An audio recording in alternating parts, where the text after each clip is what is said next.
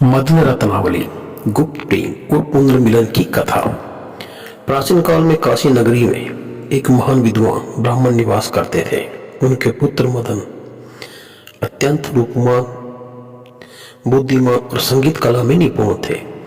उसी नगर में एक धनी परिवार और व्यापारी की पुत्री रत्नावली थी, जो अनुपम सुंदरता की धनी थी और शास्त्रों तथा कला में भी निपुण थी।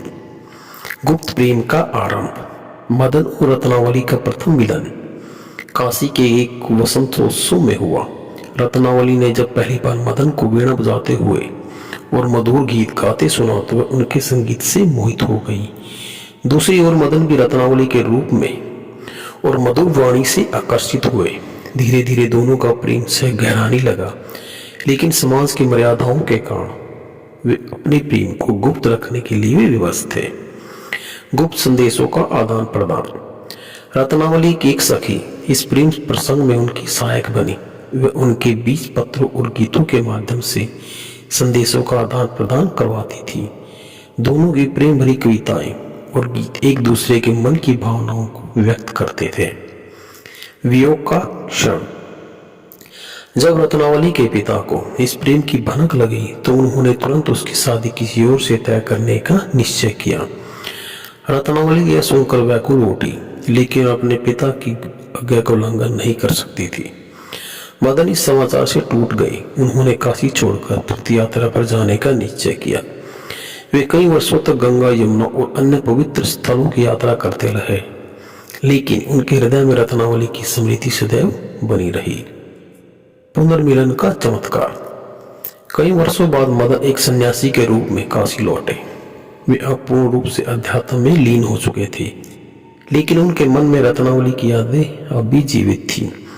संयोगवश एक दिन एक मंदिर में गए, जहां वेद पाठ हो रहा था। वह एक स्त्री अपने पुत्रों को वेदों का उच्चारण सिखा रही थी। वह स्त्री कोई और नहीं बल्कि रत्नावली थी।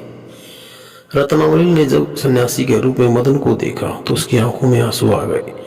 वर्षों बाद वे मदन को नहीं भूल पाई थी। मदन ने भी उसकी ओर देखा, लेकिन उन्होंने अपने हृदय को संयमित रखा। त्याग और प्रेम की विजय। रत्नावली ने मदन से अपने मन की पीड़ा व्यक्त की, लेकिन मदन अब सांसारिक प्रेम से ऊपर उठ चुके थे। उन्होंने रत्नावली को समझाया कि सच्चा प्रेम केवल आत्मा का मिलन होता है, न कि शरीर का। रत्नावली ने अपने और उनके विचारों को स्वीकार किया और अपने कर्तव्यों की ओर लौट गई। मदन ने भी अपने साधु जीवन को बनाए रखा। उनका प्रेम अमर हो गया, लेकिन वह सांसारिक नहीं बल्कि आध्यात्मिक प्रेम में बदल गया। शिक्षा। यह कथा हमें सिखाती है कि सच्चा प्रेम केवल बाहरी आकर्षण नहीं बल्कि आत्मा का मिलन होता है। परिस्थितियां चाहे जैसी भी हो, प्रेम की सच्ची भावना कभी समाप्त नहीं होती। मदन रत्नावली की यह कथा भारतीय प्रेम गाथाओं में एक महत्वपूर्ण स्थान रखती है और हमें प्रेम, त्याग और आत्म का मूल्य समझाती है।